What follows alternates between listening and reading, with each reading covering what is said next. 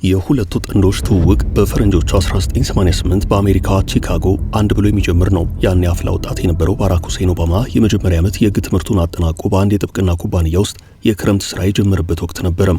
ከዛ አንድ ዓመት ቀደም ብሎ በቺካጎ የድሆች መንደር የሚገኙ ማህበረሰቦችን ማዕከል ባድርጉ ስራዎች ላይ ተሳትፎ ሲያደርግ ቆይቷል። ሆኖም የትምህርት ቤት ዕዳው ሲያየልና አልፎት መሄድ የማይችለው የ3 ወራት ደሞዝ ሲቀርብለት የኩባንያ ስራውን ለማስቀደም ተገደደም። ሚሼል በወቅቱ በዛው አካባቢ ትሰራ የነበረ ሲሆን አካባቢውን እንዲያውቀው ባለማማጅነት የተቀጠረችለት እሷ ነበረች። ኦባማ ከሱ ቀደም ብላ ጥብቅና ሙያን በተቀላቀለችውና ባለማማጅነት በተመደበችለት እንስት ለግላጋ ቁመናና ውበት ለመማረክ ብዙ ጊዜ አልወሰደበትም። እርሷን ብትሆን በአካል ስታገኘው ቀደም ብሎ ለድርጅቱ አስገብቶት በነበረው ፎቶ ላይ እንደሚታየው አፍንጫውና ጆሮ ያን ያህል ትልቅ እንዳልሆነ መረዳቷ ለወሬ ርዕስ መፍጠሪያነት መልካም አጋጣሚ ነበረም። በቀጣዮቹ ሳምንታት ኦባማ ስራ ጀምሮ ቶሎ የሚገናኙበትና አብረው የሚቆዩበት እድል ተፈጠረም። ሚሼል በወቅቱ ለቦታው አዲስ የነበረውን ወጣት ከስራው ጋር በማስተዋወቅ ረገድ ብዙ ውለታን እንደዋለችለት ይነገራል። የኦባማን የተዛነፉና አብረው የማይሄዱ አለባበሶችን ጭምር በዝምታ እያለፈች ደስተኛ ጊዜ ለመፍጠር ትሞክር ነበረም። ኦባማም ጥሩ መግቢያ ቀዳዳ ያገኘ መሆኑን በመረዳት ለመዝናናት አብረው እንዲወጡ ደጋግሞ ቢጋብዛትም ምላሿ ግን አይሆንም የሚል ነበረም። አንድ ዕለት እንደውም እኔ አንተ የሥራ አለማማጅ ነኝ፣ እንደዚህ አይነቱ ነገር አስፈላጊ አይደለም ስትል በኃይለ ቃል ተናገረችው።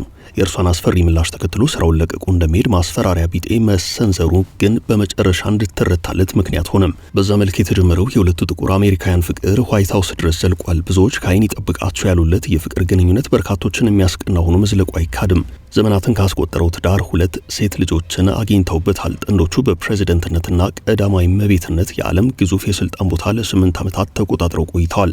በፖለቲካው ዓለም በፍቅራቸውና ነገረ ስራቸው የመላው ዓለምን ትኩረት ስበው ከቆዩ ጥቂት ጥንዶች መካከል ኦባማና ሚሼል ቀዳሚዎቹ ናቸው ቢባል ማጋነን አይሆንም።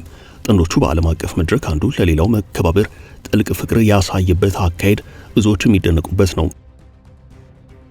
ሆኖም አሁን ይህ ለብዙዎች ተምሳሌት እንደሆነ የሚነገርለት የትዳር ህይወት ከግራም ከቀኝም ፈተና እንደከበበው እየተነገረ ነው። የኦባማና የሚሼል የዋይት ሃውስ ቆይታ ከተቋጨ በኋላ የፍቅር ህይወታቸው ለብዙዎች የሚያስቀና ሆኖ የሚታይ ነበረም። ፍቅር በጠፋበት ዓለም እውነተኛ ፍቅርስ ከምን ያህል እንደሆነ ያረጋግጡ ናቸው በሚል ውዳሴ ሲጎርፍላቸው ቆይቷል። ይሁንና ግን ሁለቱ ጥንዶች ከመጋረጃ ጀርባ ፍቺ ከመፈጸማቸው ባለፈ በሀብት ክፍፍል ዙሪያ ከስምምነት ላይ መድረስ አቅቷቸው ስማቸውን የሚያጠለሽ መረጃ እየወጣባቸው ነው። እርግጥ እንደዚህ ያለውን መረጃ በግላጭ እስካሁን ድረስ ይፋ ያደረገ የትኛውም አካል የለም። ሆኖም ጭምጭም ታዘል መረጃዎችን የሚያጋሩ የታብሎይድ ጋዜጦች ኦባማና ሚሼል ተፋተዋል ሲሉ በየጊዜው ይጽፋሉ። $70 ሚሊዮን ከሚገመተው የጥንዶቹ ሀብት ኦባማ አብዛኛው መውሰድ መፈለጋቸው ነገሩ ወደ ፍርድ ቤት እንዲያመራ ወሬውን በአደባባይ እንዲወጣ ምክንያት ሆኗል ተብሏል። ያም ሆኖ ሚሼል ቅርብ ጊዜ ወደ ሚዲያ በመውጣት እኔና ኦባማ በፍጹም አልተለያየንም፣ የሚወራውን አትመኑ ብለው ነበረም። የኦባማና የሚሼል የትዳር ህይወት ንፋስ እንደገባው መነገር የጀመረው የጂሚ ካርተር የአስክሬን ሽኝት ስነ ስርዓት የቀብር መርሃ ግብር ላይ ሚሼል ከኦባማ ጋር ባለመታየታቸው እንዲሁም የትራምፕ በዓለ ሲመት ላይ ባለመገኘታቸው ነው። ሆኖም ሚሼል ለዚህ በራሳቸው ምክንያት መቅረት መፈለጋቸውን የተናገሩ ሲሆን ከኦባማ ጋር ለመለያየታቸው የሚወራባቸውን አስተባብለዋል። እንዲያም ሆኖ የ63 ዓመቱ ባራክና የ61 ዓመቷ ሚሼል መፋታታቸው ከተነገረ በኋላ በስምምነት የሀብት ክፍፍል ለማድረግ መወሰናቸው ጭምር ተዘግቦ ነበርም። ኦባማና ሚሼል ተፋተዋል። ሆኖም ፍቹ በአደባባይ ይፋ አልሆነም የሚሉ የመረጃ ምንጮች ከፍቹ በኋላ ሃየር ግራውንድ በሚሰኘው የፕሮዳክሽን ኩባንያ ውስጥ ድርሻ መፈለጋቸው የቀደመውን ሂደት ቀያይሮታል ሲል ጉዳዩን ወደ ኦባማ ይወስዱታል። አሁን ሁለቱ ጥንዶች በስተርጅና 3 ጉልቻቸው ማፍረሳቸው ሳያንስ ለከባድ የፍርድ ቤት ክርክር ጭምር እየተሰናዱ ነው የሚሉ መረጃዎች ይወጣሉ።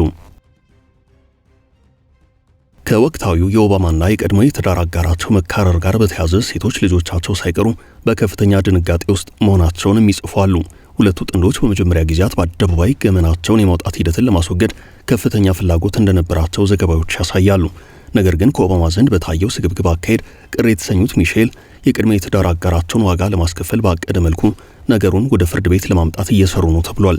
ኦባማ ሃየር ግራውንድ ከሚሰኘው የሚሼል ኩባንያ ድርሻ ለማግኘት ማቀዳቸውና በነገሮች ላይ ደግ መስለው የመታየት አካሄዳቸው ሚሼልን አላስደስትም። በእርሷ ሐሳቤ ድርጅቱ የእርሷ ልጅ ነው። ባራክ በምንም መንገድ ወደ ድርጅቱ እንዲጠጋ አትፈልግም።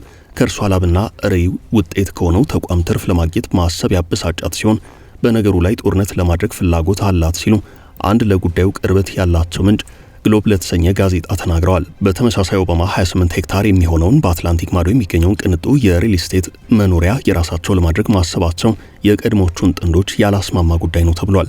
ኦባማ ምንም እንዳልተፈጠረ ለማስመሰል ቢሞክሩም ውስጡን ግን ከሚሼል ጋር ለዓመታት የዘለቀው ትዳራቸው ሊፈርስ በቋፍ ላይ እንደሚገኝ የሚያሳዩ መረጃዎች ይወጣሉ። ሚሼል በቅርቡ በጀመሩት አዲስ ፖድካስት ከህዝብ ያገኙት ምላሽና ባራክ በፖድካስቱ ላይ በእንግድነት አልቀርብም ማለታቸው የቀድሞ ባለቤታቸውን ደም ፍላት ጨምሮታል ተብሏል። ሚሼል ከእርሱ ውጪ ምንም እንደሆነች ኦባማ ማሳየቱ እርሷን ከፍተኛ ብስጭት ውስጥ ከቷታል ሲሉ አንድ የመረጃ ምንጭ በግርምት ለጋዜጣው ተናግረዋል። ሁለቱ ጥንዶች ለብቻ መኖርና መንቀሳቀስ ከጀመሩ መቆየታቸውን የሚገልጹ ዘገባዎች መውጣት ከጀመሩ መከራረማቸው የሚታወቅ ነው። ሆኖም ሚሼል ባለፈው ዓመት የዲሞክራት ፓርቲ እጩነትን ሳይቀበሉ መቅረታቸው ግንኙነታቸው ለአንዴና ለመጨረሻ ጊዜ እንዲበጠስ ያድርገው ነው ይባላል። ጆ ባይደን ከምርጫው ራሳቸውን ሲያገሉ ሚሼል ዶናልድ ትራምፕን እንዲቀናቀኑ ተፈልጎ የነበረ ቢሆንም የቀድሞዋ ቀዳማዊት እመቤት እምቢታ መርጠዋል። ኦባማ የሚስታቸው እምቢታ ትራምፕ ምርጫውን በቀላሉ እንዲያሸንፉ እንደሚያደርግ ቀድመው በመረዳታቸው ከፍተኛ ንዴት ውስጥ እንደገቡ የሚናገሩ አሉ። ኦባማ በባለቤታቸው ምትክ ለተተኪ ተወዳዳሪነት የጠቆማቸው ካማላ ሃሪስ መጥፎ አጨራረስ የቀድሞ ፕሬዚደንት በዲሞክራት ፓርቲ የነበራቸውን የመሪነትና የተፈሪነት ቦታ ጭምር አሳጥቷቸዋል።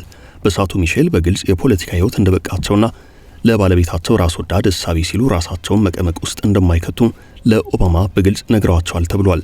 ከዚያን ጊዜ አንስቶ የኦባማን ለብቻቸው የመንቀሳቀስ ልማድ ማየል ተከትሎ ሚሼል የገባቸውን ቅሬታ በሴት ልጆቻቸው ላይ ለመውጣት ሲሞክሩ እንደሰነበቱ በጭምጭምታ ደረጃ የሚነገር ጉዳይ ነው።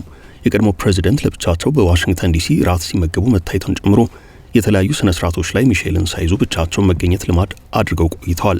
በትራምፕ የጥር ወር በዓለ ሲመት ላይ ከዛም ደግሞ በቀድሞ የአሜሪካው ፕሬዚደንት ጂሚ ካርተር ቀብር ላይ ሚሼልን ከጎናቸው ሳያደርጉ ብቻቸውን መገኘታቸው የሁለቱን ጥንዶች መለያየት ይበልጥ ለእውነታነት ያስቀረበው ጉዳይ ነው።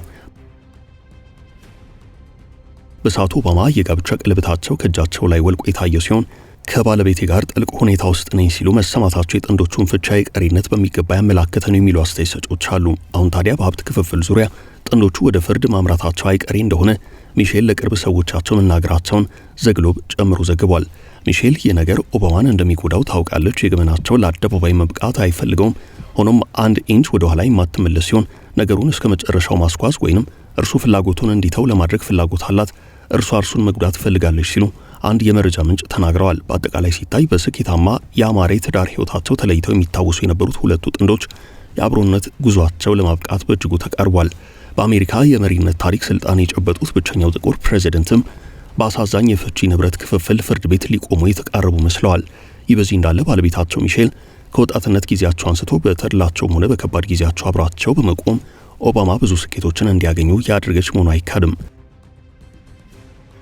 ኦባማም ቢሆን በፕሬዚደንትነት ጊዜያቸው ሳይቀር ለቤተሰባቸው ትልቅ ቦታ የሚሰጡና መልካም የትዳር አጋር ተደርገው የሚወሰዱ ሰው ናቸው። ሁለቱ ጥንዶች በአፍላ ወጣትነታቸው በድንገት ከተገናኙበት ጊዜ አንስቶ ላለፉት ከ30 ዓመታት ለሚበልጥ ጊዜ አብረው ቆይተዋል። የመጀመሪያ የፍቅር ቀጠሯቸውን በማስታወስ ኦባማ በአንድ ወቅት ሲናገሩ በመጀመሪያ የፍቅር ቀጠሯችን ወደ ባስኪን ሮቢንስ አይስክሬም መሸጫ ወሰድኳት፣ ሳምኳት፣ ጣሙም ቸኮሌት የሚል ነበርም። እነዛ ከትምህርት ቤት ዕዳዎች ጋር በተያያዘ በማገለግልባቸው ማህበረሰቦች ብቆይ ትልቅ የህይወት ትምህርት አገኝ እንደነበር ግልጽ ነው። ነገር ግን እነዛ ቦታዎች የህይወቴ ፍቅር የሆነችውን ሴት ያስገኙልኛል የሚል እምነት የለኝም ብለው ነበርም።